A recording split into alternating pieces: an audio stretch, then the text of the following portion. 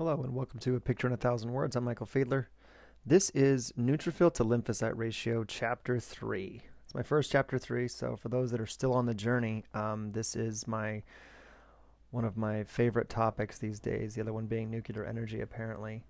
But I wanted to revisit NLR, and with this visual, which is probably a place I should have started at, but it's a picture in a thousand words, not pictures in a thousand words. So forgive me for leaving out some of the initial setup content, but this is a pretty overwhelming table, as I'm sure you can imagine. But what it is it's a summary of what neutrophil to lymphocyte ratio numbers look like across a whole host of disease areas. And these disease areas are all going to be with the immune system or the nervous system or both, because that's within the remit of multiple sclerosis, which is what I was interested in. So what you're seeing here along the left-hand side is a number of diseases: Alzheimer's, bipolar, Crohn's, depression, etc., as you go all the way down.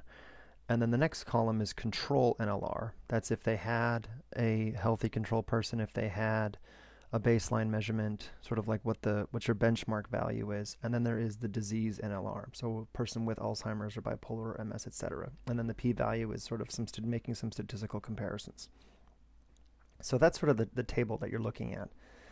And returning to sort of the foundational understanding of what neutrophil to lymphocyte ratio is, I really like the metaphor that your neutrophils are like pawns and your lymphocytes are like back row chess pieces. Your neutrophils are part of your innate immune system. They're your first responders.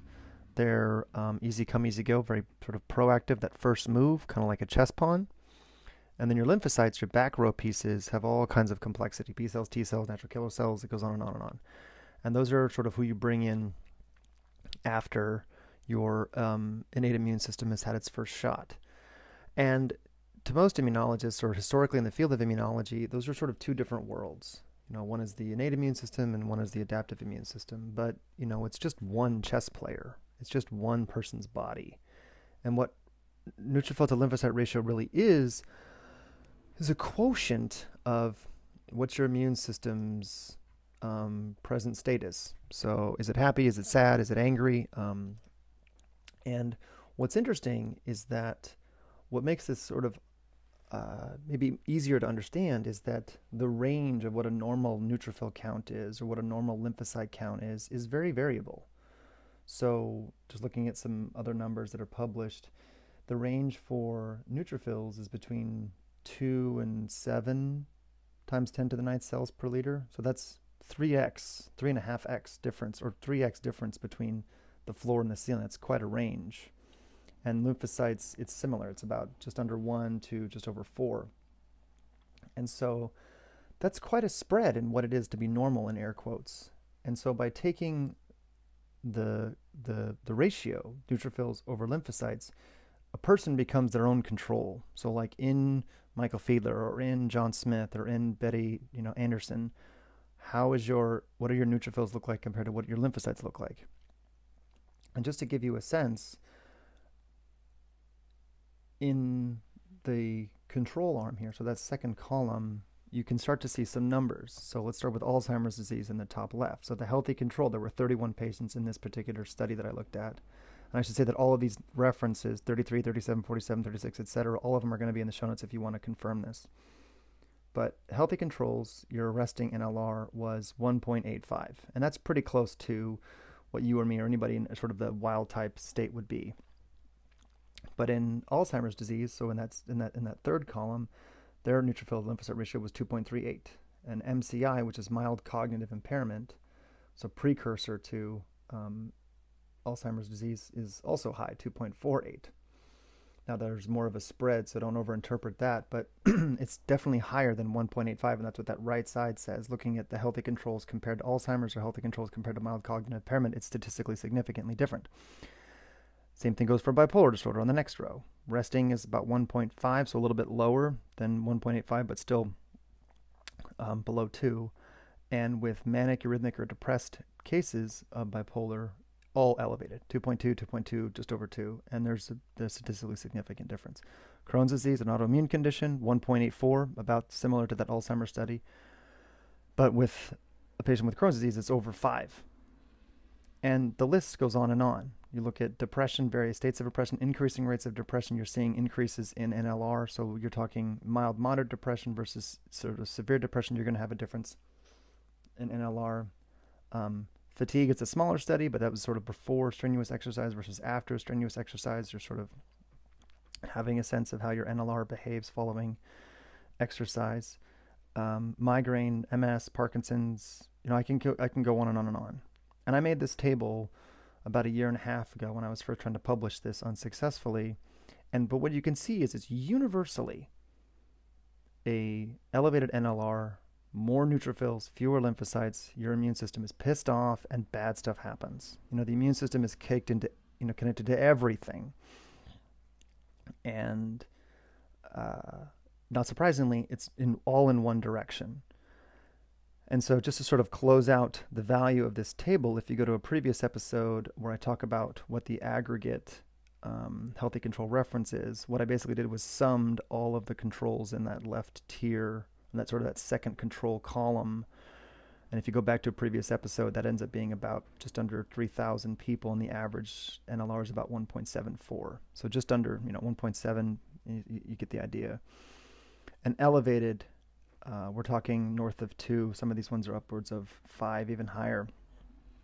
And these are just autoimmune conditions and the nervous system. You look at oncology, similar situation. You look at, there's a lot of therapeutic areas that are where NLR is relevant, I should say that. So no therapeutic area is immune to this effect. And what I wanted to kind of put a bow on is the fact that NLR is becoming a big deal in COVID. And it took a little bit of time, but if you now look at PubMed and do neutrophil-lymphocyte ratio and COVID, you'll get like 30 papers, a lot of the data coming out of China because that's sort of where the cases are the oldest.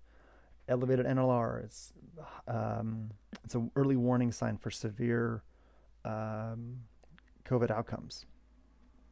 And so I originally discovered neutrophil-to-lymphocyte ratio because I was trying to figure out why Tysabri patients get this feel-good effect. And going back to Tysabri, it's this amazing transformational drug for people. It can kill you, which also adds to its mystere. And the gentleman who sort of did the original mouse work for this is a guy named Ted Yednock, and his initials are TY. That's why it's called Tysabri.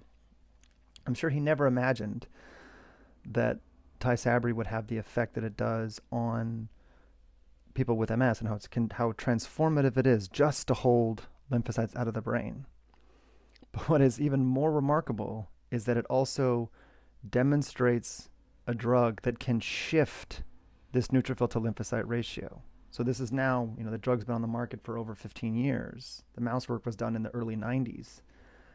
But this neutrophil to lymphocyte ratio concept is just starting to stretch its, to sort of spread its wings. And it once again, Tysabri is this just groundbreaking drug that just continues to just be extraordinary in what it offers science.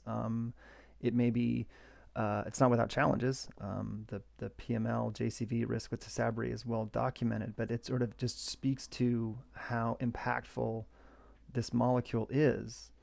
And just going back to Ted Yednock, one of the things that I found recently about him that's sort of also mind-blowing is that he is a scientific advisor for a company called Cortexime. And Cortexime is involved in another disease area that I'm fond of is Alzheimer's, because I'm a neuroscience person. And they have a whole theory on how they think Alzheimer's is being driven by a bacteria. And that's a whole other open-ended conversation. But if Ted Yednock is involved, then I would take it seriously. So once again, this is just me going off on how exciting I think neutrophil lymphocyte ratio is and how impactful it is in immunology and medicine, in COVID, and to take advantage of stuff I made a long time ago to just sort of bring it to the fold. So I hope you enjoy it. Take care.